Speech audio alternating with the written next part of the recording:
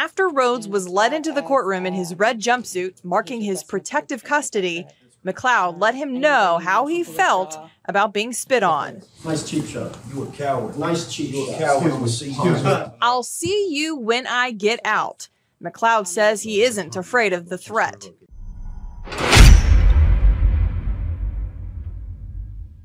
Now, Rhodes was brought from the Metro Corrections back to court 5 days later on May 31st for a brief hearing because his first lawyer, his private lawyer, McLeod, he'd realized that he had to recuse himself from the case.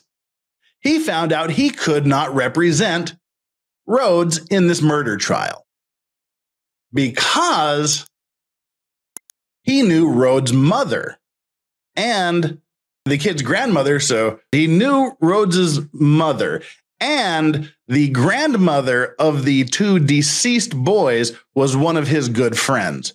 So he basically knew everybody on both sides of the case. And he had to recuse himself, and him saying he had to pull out of the case because he knew Rhodes's mother and he knew the grandmother of the victims, that upset Rhodes. That angered Rhodes. And this is where you start to be able to see a little bit of what's going on up inside of, the Tower Day Rhodes up here. His dome ain't, the bells are a little bit dense because they're full of bats. Dude's got some bats in the belfry upstairs.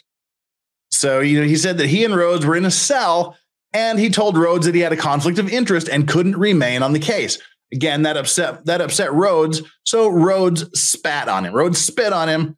And then a deputy comes in and breaks up between them. So the lawyer was ready to throw down with Rhodes, but the deputy came in and broke it up. I mean, this was right before they went into the courtroom. Once they get inside the courtroom, McLeod advised the judge, Amber Wolf, that's her name, that it was a good idea to keep him and his soon-to-be ex-client apart because, quote, if we're close to each other, we're gonna scrap. Lawyer's still fit to be tied. Lawyer's still ready to throw down with his soon-to-be ex-client.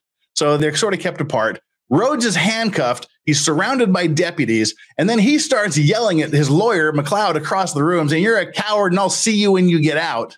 Now, the attorney could have brought assault charges against his client, but he decided not to. He said it was a tantrum being thrown by a little brat. And he said he wasn't particularly concerned about the threat that I'll see you when I get out. He didn't say it, but I think that kind of probably might be because he knows Rhodes ain't ever getting out. That may have something to do with not being too particularly scared by the threat that was against him. I think he wasn't very surprised because he ain't going nowhere. So the deputies, they escort Rhodes out of the courtroom. While he's leaving, he pulls back and he asks the judge about what it's going to take to get out on bond. The judge lets him know $2 million cash.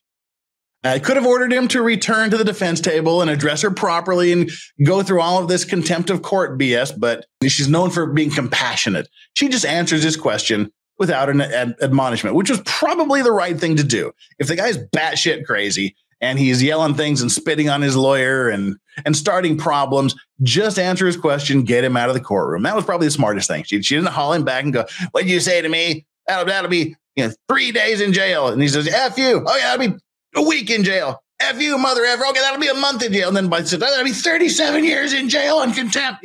I always love when the judges escalate things like that because they take the personal offense to it.